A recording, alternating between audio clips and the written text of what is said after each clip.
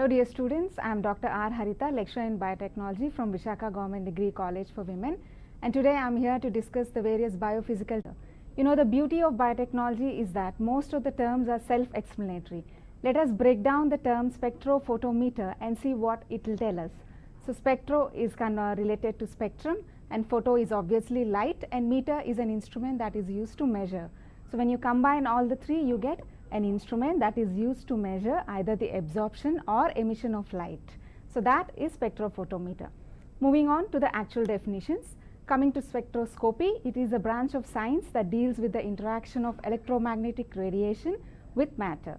And spectrophotometer is an instrument that is used to study the emission or absorption of electromagnetic radiation as a function of wavelength. Let me just clarify this definition. When we say electromagnetic radiation, it is nothing but light. Light is also known as electromagnetic radiation, and as a function of wavelength means that electromagnetic radiation can be measured in terms of frequency and wavelength, and this spectrophotometer does the measuring in terms of wavelength, and the readings are given in either percentage transmittance or in absorbance. So let us now refresh our memory. This is an electromagnetic spectrum.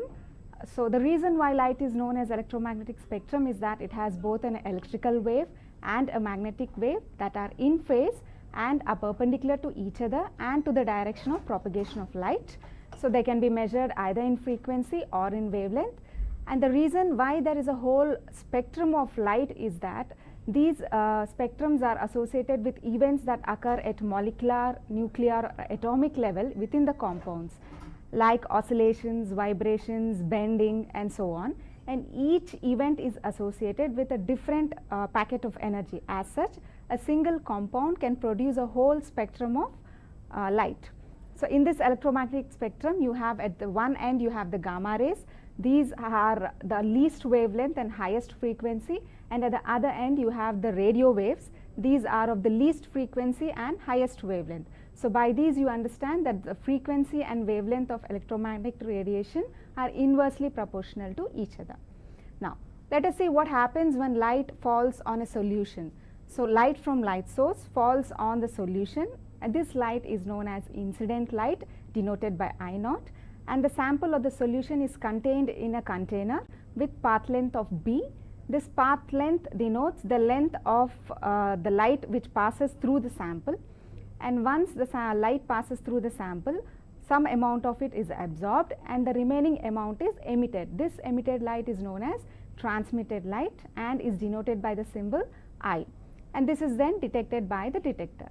So here, as the concentration of the sample increases, the absorbance of light increases, and in turn the transmitted light decreases. So the relation between concentration and transmission are inversely proportional to each other. Moving on to the laws that govern the absorbance, there are two laws. The first one is Beer's law, also known as the effect of concentration. This states that the amount of light absorbed by a material is proportional to the absorbing molecules, nothing but concentration, and arithmetically it can be denoted by 2.303 log 10 I0 by I is equal to Kc, where K is an equilibrium constant and C is the concentration of the sample that is being measured. So in the graph you can see the relation between transmission and concentration.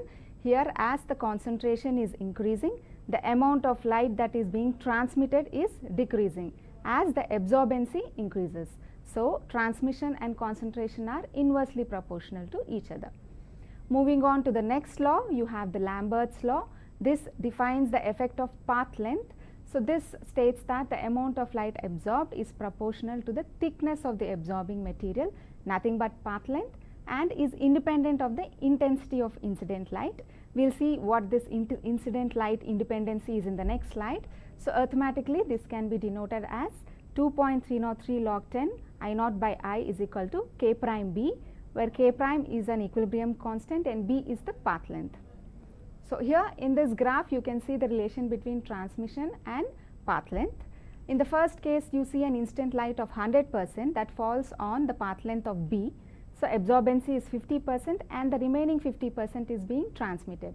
In the second case, the path length is constant, again 1 centimeter, but the intensity of incident light has been decreased to 50%. So the absorbance of this is again 50% of this, and the remaining 25% is transmitted. So here we see that whatever might be the intensity of the incident light, the absorbance is directly proportional to the path length. Now combining these two laws, we get the BEER-LAMBERT'S law, and this is the law that governs the functioning of a UV-visible spectrophotometer. So this law states that the amount of light absorbed is proportional to the concentration of the absorbing material and to the path length. So combining the two laws, we get the new equation, capital A is equal to ABC, where capital A is the absorbance, small a is the absorbivity, B is the path length, and C is the concentration. Let us now familiarize ourselves with some terms that we use. So absorbance is denoted by capital A, and it is the amount of light that is absorbed, also known as optical density, and can be denoted by I by I naught. I is the transmitted light and I naught is the incident light. Coming to transmittance, this is the amount of light that is emitted after absorption, and this is denoted by I naught by I, and the relation between the absorbency and transmittance is that absorbance is the negative logarithm of transmittance. Moving to another important term, that is extinction coefficient. We were talking about the small a, which is known as absorbivity. It can also be known as absorption coefficient or extinction coefficient. The units of this absorbivity depends upon the units in which the path length and the concentration are being expressed. The path length is always expressed in centimeter, whereas those of the concentration vary. If the concentration is expressed in grams per liter, then the extinction coefficient is known as specific extinction coefficient, and if the concentration is being expressed in gram moles per liter, then it is known as molar extinction coefficient. The significance of molar extinction coefficient is that it can be used to either determine the molecular weight of the absorbing material or the absorbance of the absorbing material. So in the first equation, you have the molar extinction coefficient, you have is equal to specific absorption coefficient into molecular weight. So if we can know the molar absorption coefficient and specific absorption coefficient, the molecular weight can be easily determined. In the second reaction, you see that this molar extinction coefficient can be used to measure the absorbency if the concentration and path length of that absorbing material are known. So let us now consider the conditions under which the deviations from these BEER-LAMBERT'S law occur. The first condition is that during high concentration of analyte, they tend to form polymerization. As such, the amount of transmitted light is very less because of higher absorbency and also scattering of light. And in the second condition is that of high temperature. During high temperatures, the molecules tend to expand, and also there are changes in the solubility parameters. As such, the BEER-LAMBERT'S law is not followed. And in the third case, we are talking about the fluorescence. So because of fluorescence, the transmitted value will be very high because the detector will detect the transmitted light and also the fluorescent light. And coming to the fourth condition, that is non-chromatic monochromatic radiation. BEER-LAMBERT'S law holds true only to monochromatic light. Monochromatic light is a beam of light in which all the rays are of uniform wavelength. And finally, we have the turbidity conditions. As we all know, the absorbency will definitely increase when the solution is turbid. So under all these conditions, we have the deviations from BEER-LAMBERT'S law. Now, in this diagram, you can see the instrumentation of a spectrophotometer. You have the light source followed by a wavelength selector. In this case, it is a monochromator, and then you have the sample container followed by a detector. So these are the different components that we have just seen in the block diagram. So let us see what the individual components are. So coming to light sources, different light sources are used depending upon the region in which the measurement of absorbency is going to be taken. So in the UV region, we have the deuterium arc lamp or hydrogen arc lamp can be used. These produce light of wavelength from 190 to 420 nanometers, which falls in the UV region. And if the absorbency is to be measured in the visible region, a regular tungsten lamp will be enough. It produces wavelength in the range of 350 to 2500 nanometers. And we have a xenon lamp which produces the wavelength in between the UV region and the visible region. Moving on to the wavelength selectors. As the name indicates, these wavelength selectors tend to select a single monochromatic light at which the absorbency of the solution is being measured. The reason is that these light sources we have seen they produce light in a broad range of wavelength. So of this range we have to select a single nanometer wavelength. So we have two types of these wavelength selectors. They are filters and monochromators. Moving on to filters. The filters operate by absorbing light in all the regions except one which they reflect. So these are generally made up of gelatin layers that are colored with organic dyes and sealed between glass plates. So these produce light in the band range of 30 to 250 nanometers. So for example, if we have to measure the absorbency at 580 nanometers, then we'll have to select the blue filter as it produces light in the range of 550 to 590 nanometers. The second type of wavelength selectors are the monochromators. Again, the name itself gives you the hint. Mono is single and chromo is light. So these monochromators will select a single specific wavelength of light that can be incident on the sample. So coming to the components, you have an entrance slit which lets in the polychromatic light from the light source, and then you have a collimating lens. This will focus this light onto a dispersion device which disperses the light into its individual wavelength components, and then you have the focusing lens which will focus the required wavelength onto the exit slit so that it can fall onto the sample. So you have two types of monochromators based upon the dispersion devices. In this case, we see that the dispersion device is a prism, and this is known as a prism monochromator. So prism works by refracting the light into its individual wavelength components, and the second type of monochromators are the grating type of monochromators. As the name indicates, they are very much similar to the graters that we use in the kitchen. They have uniform, smooth and parallelly placed grooves. The number of grooves are very high, ranging from around 600 to 2000 per mm. So these tend to disperse the light into its individual components, and then the required wavelength is focused out of the entrance slit. Moving on to the next component of UV spectrophotometer, that is the sample containers, sample cells, also known as cuvettes. So these are generally made up of quartz. If you are measuring in the UV region, quartz is nothing but crystalline silica, and if the measurement is going to occur in visible region, glass cuvettes would be enough. The reason why we don't use glass cuvettes in the UV, glass tends to show some absorption in the UV region. Hence, these quartz crystals are generally preferred. These are of uniform path length of around 1 centimeter diameter. And then we have the detectors. These detectors act by photoelectric effect. It is nothing but when a ray of photons fall on to the metal layers that are coated onto the detectors, they emit electrons. These electrons move towards the cathode, and current is nothing but the movement of electrons. So the intensity of current produced is directly proportional to the intensity of the transmitted light. So you have three common types of detectors. The first one are the barrier layer cells. In this you have a steel plate on which a selenium layer is coated. Here the transmitted light falls on the selenium layer, and the metal electrons in the selenium layer are excited and move towards the silver layer which is coated on top of it. The silver acts as the collecting anode in this barrier layer cells. And the next type of detectors are the photocell detectors.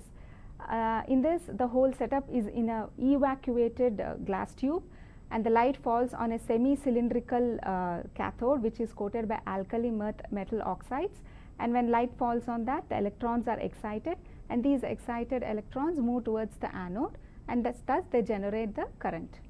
And the third type are the photomultiplier tubes. These are very much similar to the photocells or phototube detectors. The only difference is that in this the signal is highly amplified by using additional electrodes which are known as diodes. And finally, we have the recorders. So the current intensity of electric current that is produced by the detectors is then interpreted into a signal that can be easily read by us by using either analog meters, digital display or an LCD, and these results can also be printed or stored in a computer. So coming to the applications. The main application of UV spectrophotometer is qualitative analysis. This is done based on the fact that there is a distinctive absorption peak for each class of compound, and then we have the quantitative analysis. This can be done by first plotting a standard graph, by plotting the concentrations of the compound against the OD value measured, and then the unknown concentration can be plotted. And then we have the detection of impurities. This can be done by detecting the presence of additional peaks in the raw materials when compared to that of standard samples. And structural elucidation of organic compounds can be done, as the absorbency peaks can be used to detect the presence or absence of aromatic rings, and also they can detect the presence of saturation or unsaturation. And molecular weight determination can also be done by using the comparing with the standard samples. Chemical kinetics can be easily followed by processing the changes in the absorbencies as the chemical reactions proceed. And then we have the detection of the functional groups. As each functional group has specific absorbency at different wavelength, the peaks can be easily identified. And finally, you have it can be used as a detector for HPLC. HPLC is high performance liquid chromatography. This is a purification technique. So at the end of this technique, the compound that is produced to be highly pure.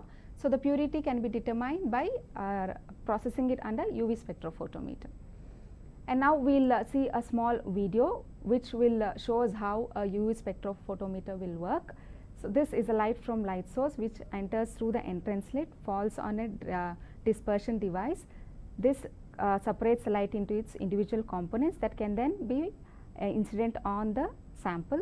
In this case, it is a grating dispersion device. This can be rotated so that a wavelength of specific light can fall onto the sample, which can be then detected by the detector. This detector can either detect the amount of light that is transmitted after absorption, or it can also be used to detect the amount of light that is absorbed by the sample solution. So this is how a UV spectrophotometer works. And this signals that are produced by these detectors can then be read by an LCD projector. So now I want you to test yourself how much you remember of this class. So I'll give you some multiple choice questions, and I want you to be honest and try to answer them by yourself, and I'll relieve the answers later. So the first question is, BEER-LAMBERT'S law gives the relation between which of the following? Option A, scattered radiation and concentration. Option B, energy absorption and concentration. Option C, reflected radiation and concentration. And option D, it's energy absorption and reflected radiation. So as we have already seen, BEER-LAMBERT'S law is also known as the effect of concentration. So the correct answer is option B, energy absorption and concentration. The next question is, in which of the following ways absorption is related to transmittance? That is the capital A related to capital T. So first option, absorption is the reciprocal of transmittance. Second option, absorption is the logarithm of transmittance. The third option, absorption is the multiple of transmittance. And option D, absorption is the negative logarithm of transmittance. So in this lecture, we have seen that A is the negative logarithm of transmittance. So the correct answer is option D. Now moving on to the third question. BEER-LAMBERT'S law states that the intensity of light decreases with respect to. Here we are talking about the intensity of the transmitted light. So BEER-LAMBERT'S law states that the intensity of transmitted light decreases with respect to. Option A, concentration. Option B, distance. Option C, composition, and option D, volume. So BEER-LAMBERT'S law states the relation between transmittance and concentration. So your correct answer is option A. Now moving on to the next question. Lambert's law states that the intensity of light decreases with respect to. Now we are talking about Lambert's law. So what does it state? That the intensity of transmitted light decreases with respect to.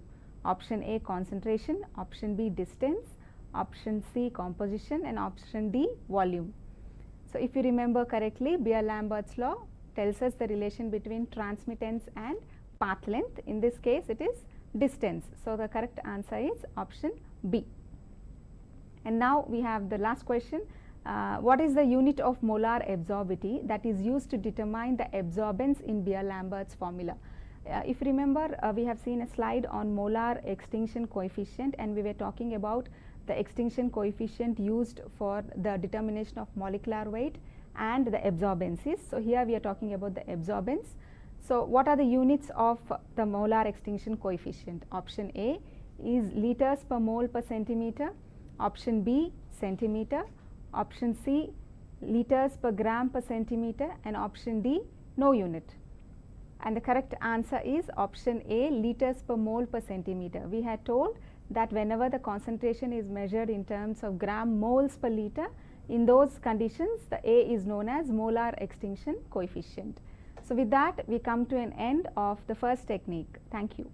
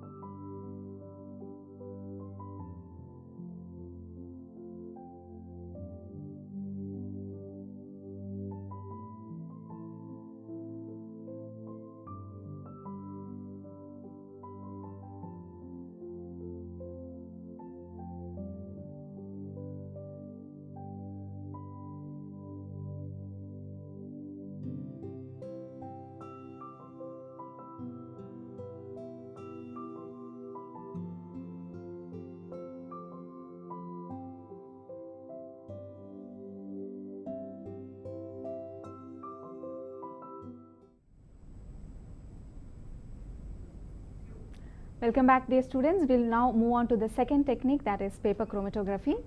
So, the technique of chromatography was first developed by Michael Sweat in 1903. What he did was he separated chlorophyll from the other plant pigments, and at the end of the technique he observed that each plant pigment was separated as a distinctive colored band, and that is the reason he coined the term chromatography. In Greek, chroma means color and graphy is to write. So what is chromatography? If you see this figure, it can be easily understood. So chromatography is a separation technique that is used to separate the individual components in the sample so that they can be analyzed, identified, purified or quantified. Simple as that. Now moving on to the principle of chromatography. Chromatography, what it does, it differentially distributes the solute between two immiscible phases. Immiscible in the sense that they cannot be mixed together. So you have a stationary phase and a mobile phase.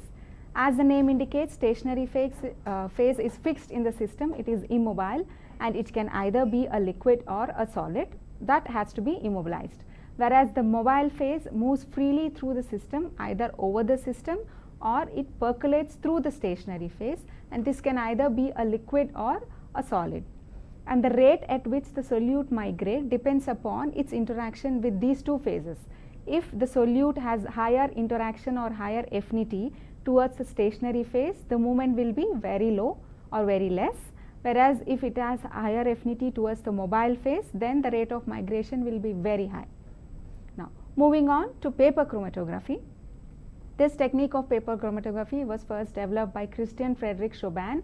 He was a German scientist. This is the simplest and most widely used paper chromatography for the reason that it can be used to separate, isolate and quantify a range of organic and inorganic compounds, and here the separation is carried out on a specially designed filter paper, and hence the name paper chromatography.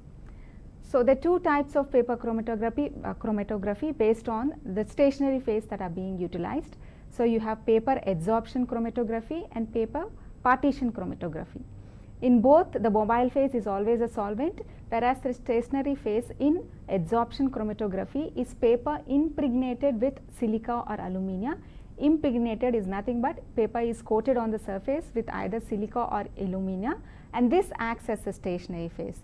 Whereas in a partition chromatography, the water molecules that are trapped between the cellulose fibers that are present in the filter paper, they act as the stationary phase. So in general, paper chromatography mostly follows partition chromatography. Coming to the principle. So the principle of paper chromatography is partition coefficient or distribution coefficient. So what it does, it describes the way in which the solute will distribute itself between the two phases, or the way it partitions itself between these two phases. It is denoted by the letter K, and it can be given by the equation Cs by Cm. Cs is the concentration of the solute in the stationary phase, divided by the concentration of the solute in the mobile phase. Coming to what are the requirements for paper chromatography? Obviously, you have the stationary phase, which is a Wattmann's filter paper. There are several different grades of Wattmann filter paper that are used. They range from 1, 2 to 42. These Wattmann's filter paper are generally made up of 99% of alpha cellulose and 1% of beta cellulose. So the grade that is used, this generally depends upon the nature of the sample and the solvent that are being used. And the next requirement is the sample mixture. So as we have stated that this sample can be a range of organic or inorganic compounds. These sample mixture are generally dissolved in a small amount of the mobile phase. And then we have the capillary tubes or the micropipettes. These are used for sample application, that is, these pipettes are used for spotting the sample onto the paper to ensure that only a small quantity of the sample is transferred onto the paper. And then we have the chromatographic chambers. These are generally made up of glass, stainless steel or plastic, but most commonly used are those of glass. And before the initiation of the paper chromatographic technique, these chromatography chambers have to be first saturated with the solvent vapors. And then we have the mobile phase. These mobile phases are generally polar solvents, but again the nature depends upon the nature of the sample that is being separated. So these mobile phases can be pure solvents, buffers, or a mixture of both. And there are two types based on their hydrophilic nature.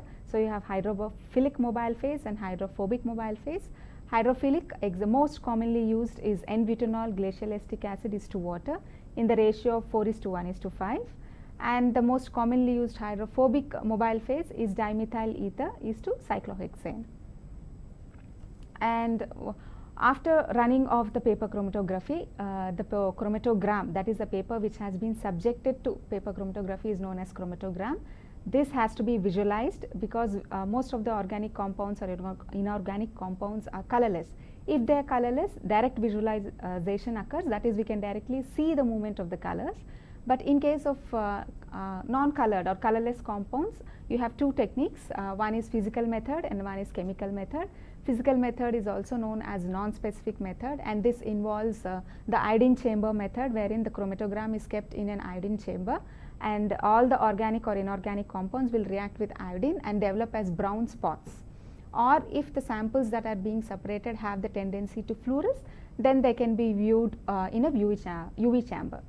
Coming to chemical methods, these are known as specific methods. The reason is that each and every compound that is being identified has a different chemical.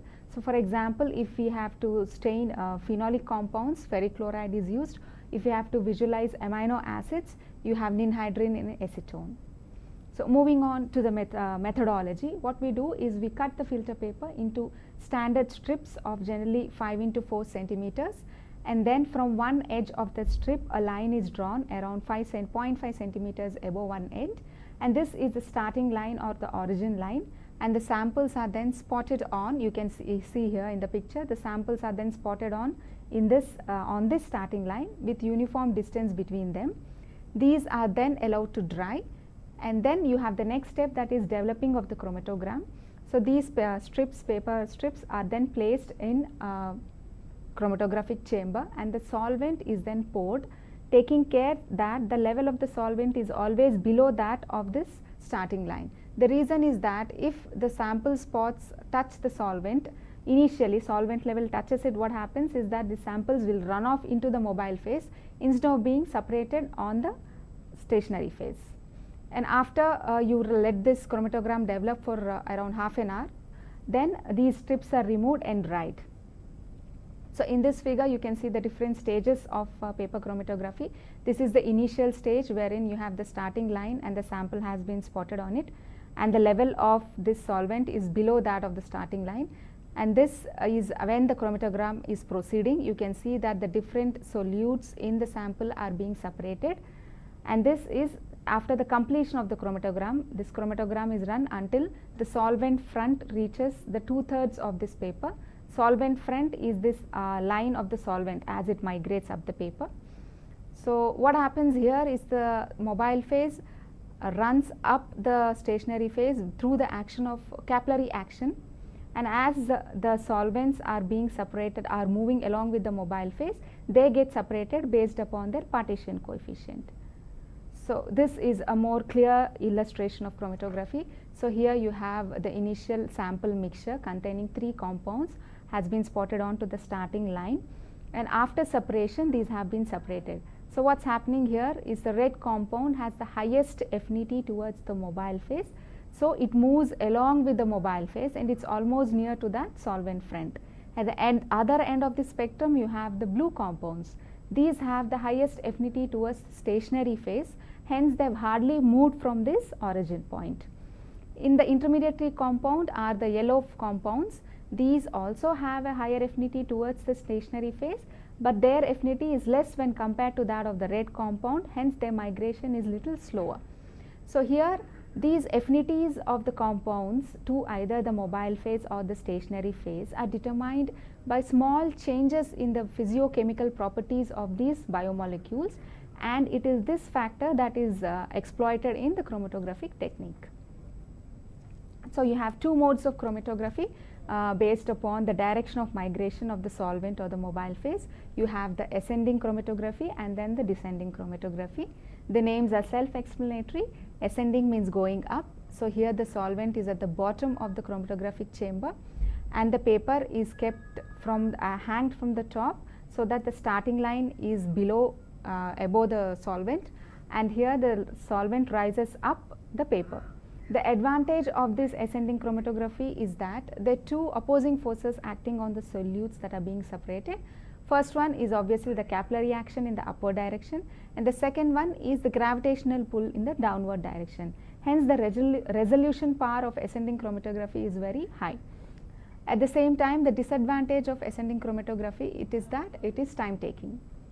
While talking about descending chromatography, here the solvent or the mobile phase is stored in a trough that is placed above the chromatographic chamber and the paper is hanged from it. The starting line is at the top. So here the migration of the solvent is towards downward direction and only due to gravitational pull. As a result, the resolution power of descending chromatography is less when compared to that of ascending chromatography, but again this is very fast when compared to ascending chromatography. So these are the actual chromatograms that have been developed using different techniques that we have already discussed. So you have the first chromatogram. This is a direct visualization.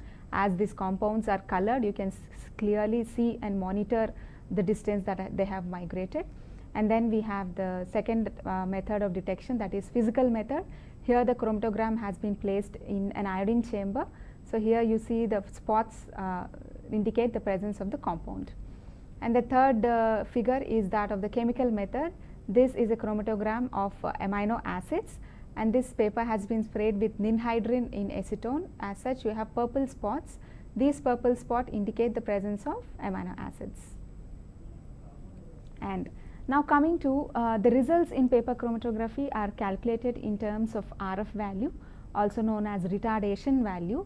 It describes the way in which a solute migrates in relation to the solvent front. So here it is calculated by the distance travelled by the solute divided by the distance travelled by the solvent.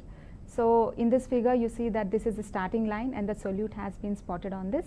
So after the chromatogram has been developed, this solute migrates until 3 centimeters. So the distance travelled by the solute is 3. Whereas the distance travelled by the solvent is up to 6 centimeters. So the RF value of this compound would be 3 divided by 6, that is 0.5. So that is the way you calculate the RF values.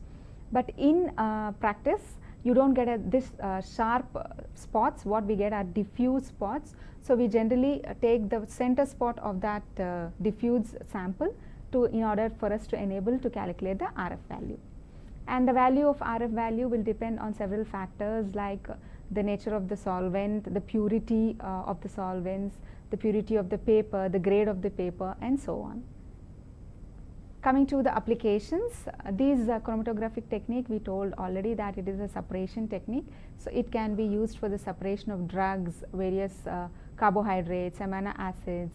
It can be used for identification also by comparing with that of standards. So you can identify drugs, impurities, You can also analyze different metabolites that are present in body fluids and so on. So the advantages of paper chromatography is that it is a very simple, rapid, inexpensive, and that it has an excellent resolving power.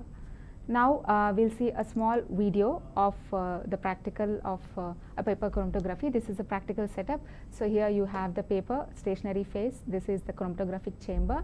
This is the mobile phase, and the samples here used are colored pens. So for us to enable direct visualization of the migration of the solutes. So at first what we do is the samples are spotted on to the starting line with uniform distance, and then this paper is transferred to the chromatographic chamber. This is a very simple setup which can be done in any lab. So I would encourage the students to try this experiment for themselves. Then the mobile phase is then poured into it, taking care such that its level is always below that of the starting line, and then this is allowed to run for around half an hour.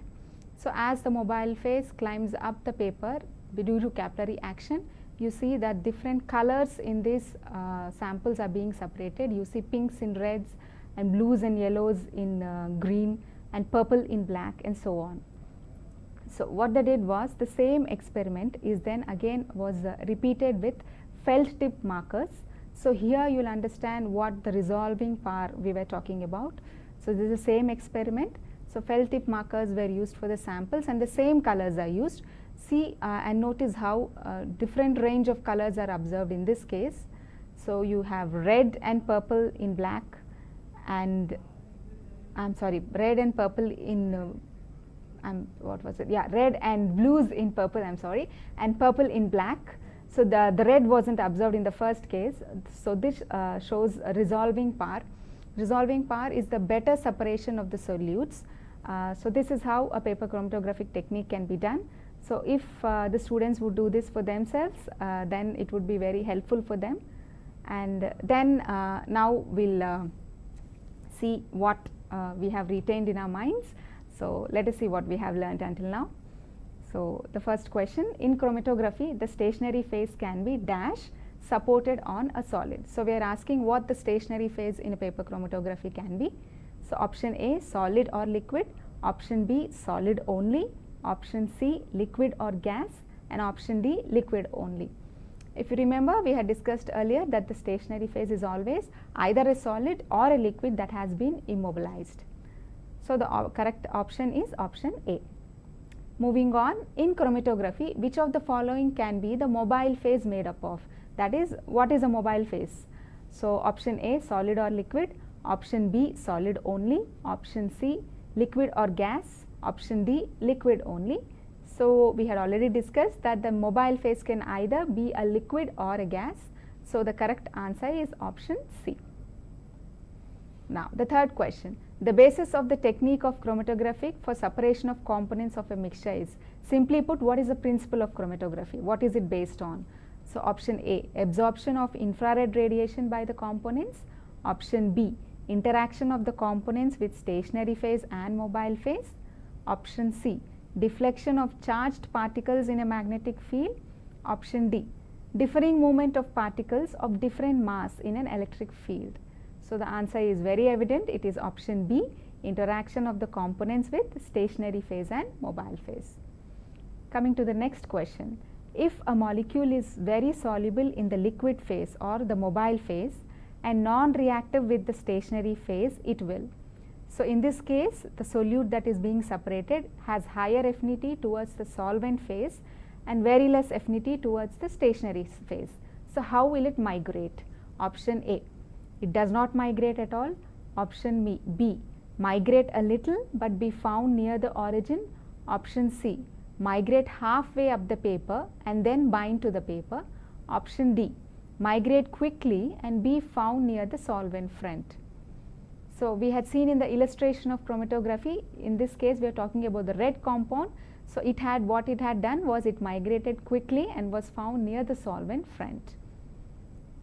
And now if a molecule is insoluble in liquid phase and very reactive with solid phase, it will, in the sense that the solute has higher affinity towards the stationary phase and very low affinity towards the mobile phase.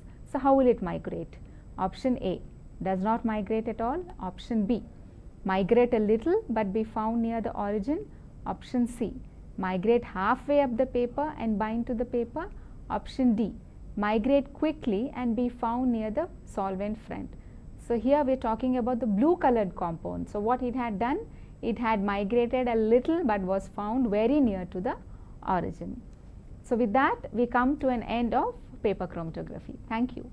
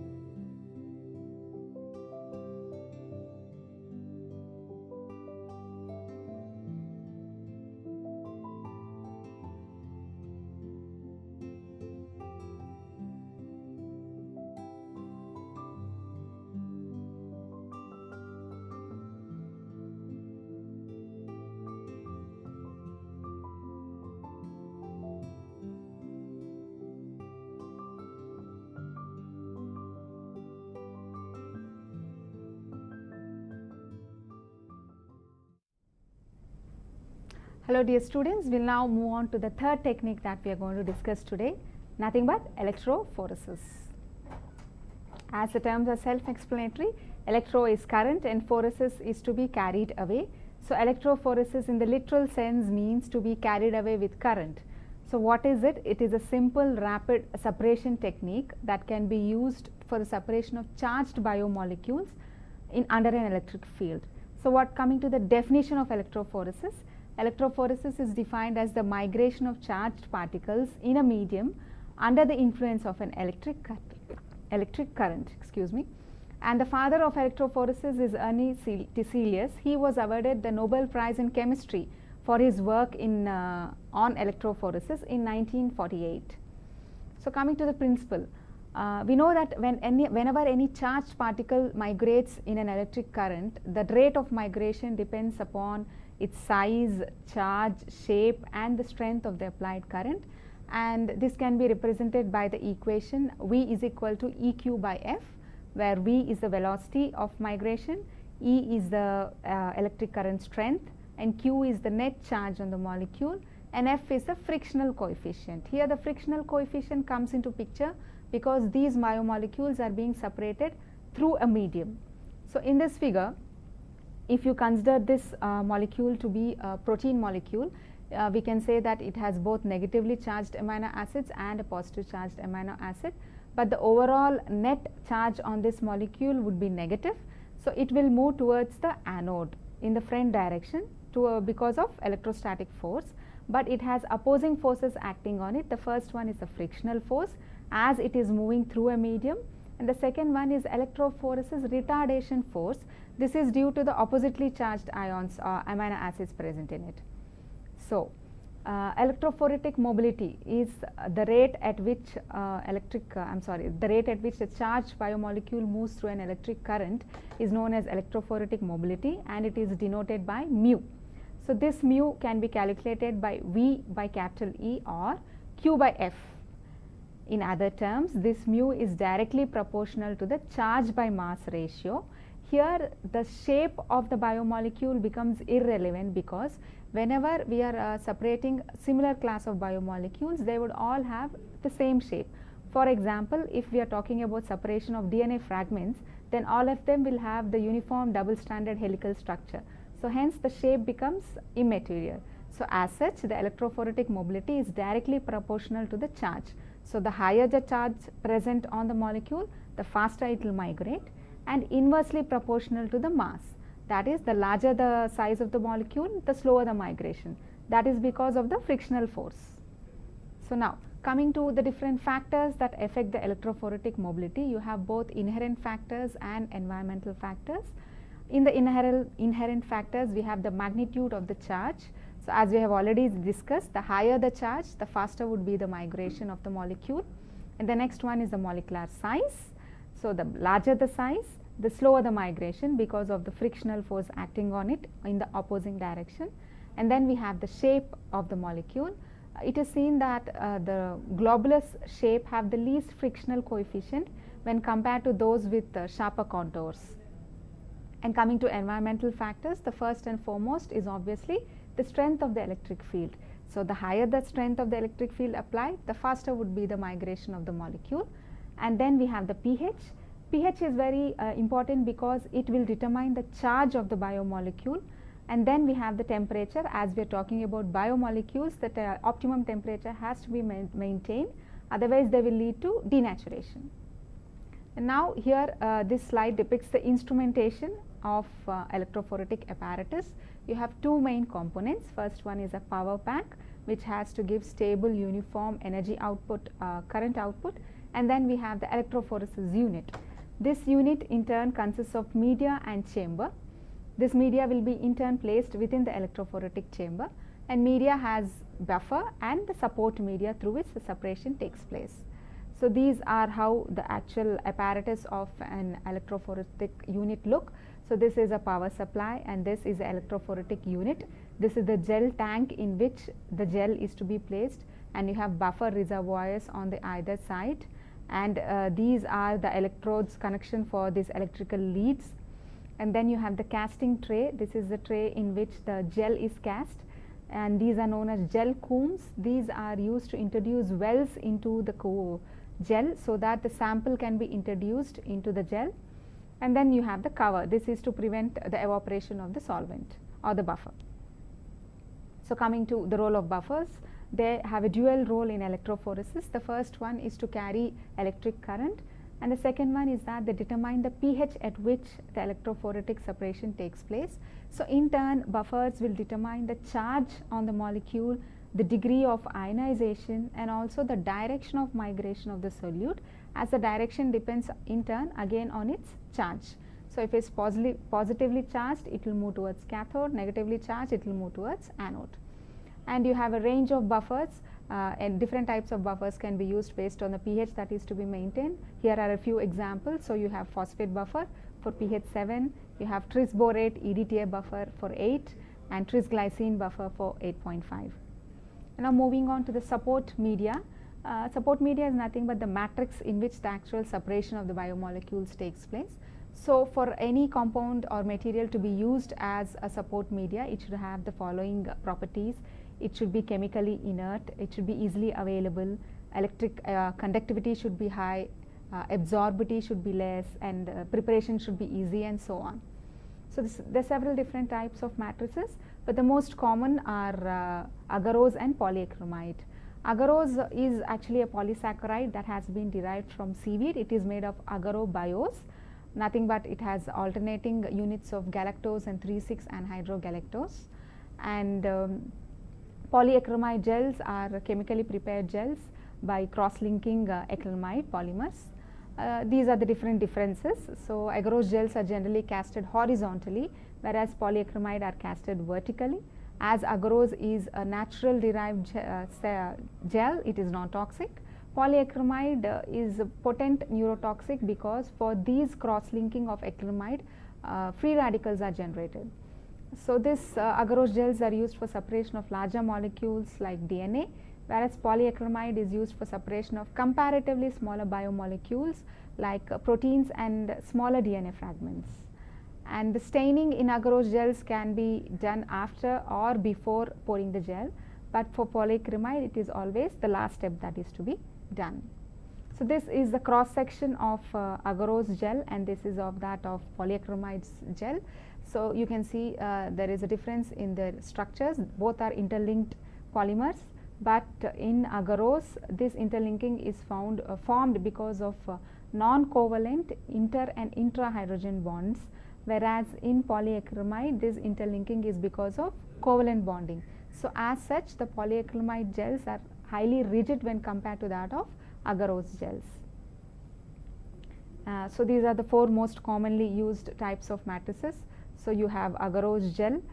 These agarose gels, as we have said, that they can be used for separation of very large biomolecules, and also the resolving power is less than that of polyacrylamide gel, but the recovery of the product is very good while using agarose gels.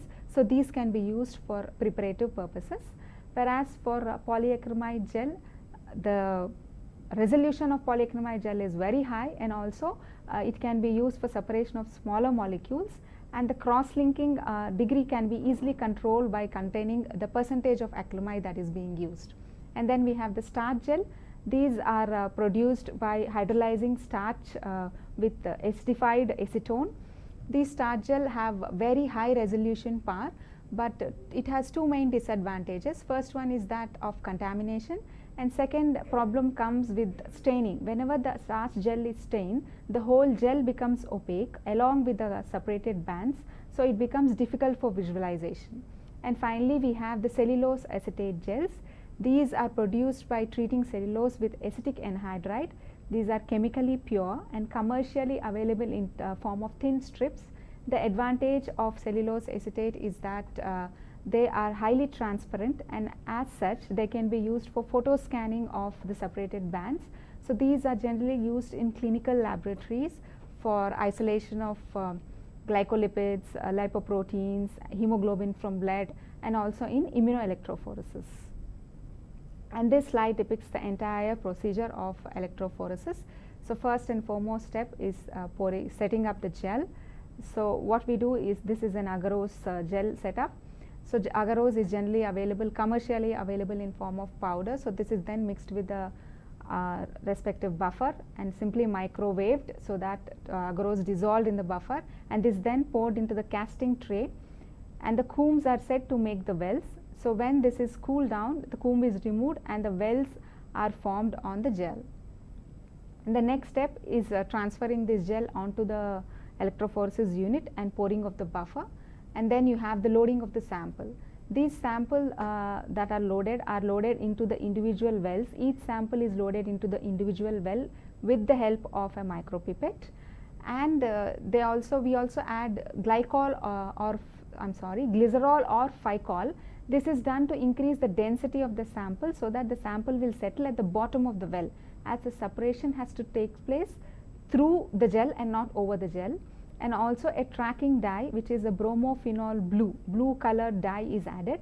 This is of very low molecular weight, so what it does it moves faster than all the other biomolecules that are being separated, and can be easily used to track to what extent the gel has run.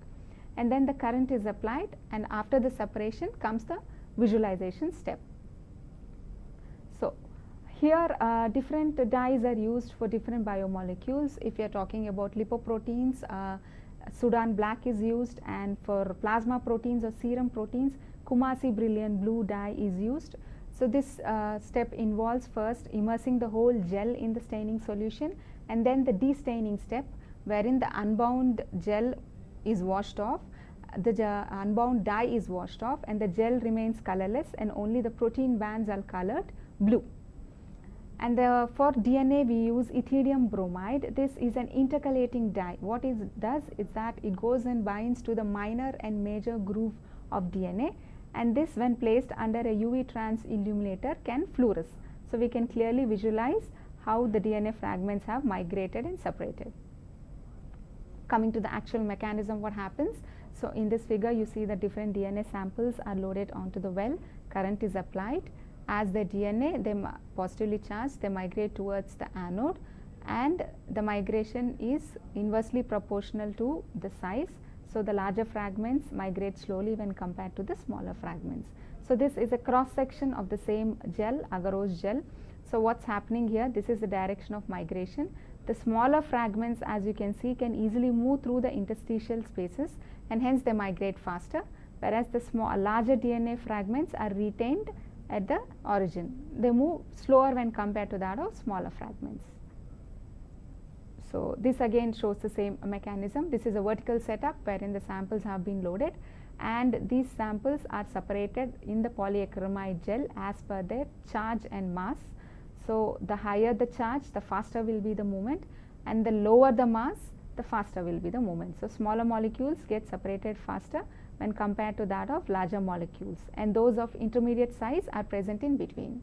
So, this is how the separation takes place.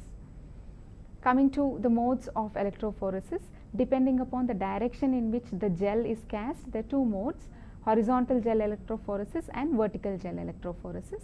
You can clearly see that in horizontal gel electrophoresis, the gel is cast horizontally. This is done usually in case of agarose gels, whereas in vertical gel electrophoresis, the casting of the gel is vertical and the direction of the movement of the biomolecules is also vertical, and this is generally done in polyacrylamide gels. So, this is a general concept of gel electrophoresis, but there are several different types of gel electrophoresis. In this case, we are just slightly lightly viewing what PAGE is. PAGE is polyacrylamide gel electrophoresis. So, whenever polyacrylamide gel is used in electrophoresis, it is known as PAGE. It is the most widely and commonly used technique of electrophoresis.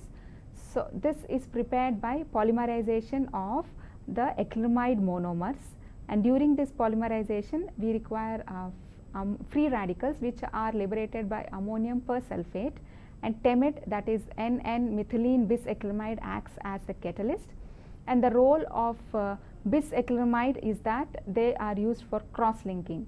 So, as such you get a cross-linked gel, and the spore size can be easily controlled by containing the acrylamide concentration. Higher the acrylamide concentration, more will be the cross-linking and less will be the pore size. So, this is a brief idea about the different types of polyacrylamide gel electrophoresis. You have two different types, native PAGE and STS PAGE. Native PAGE, as the name indicates, here the separation of the biomolecules takes place in the native conformation. There is no change in the three-dimensional structure.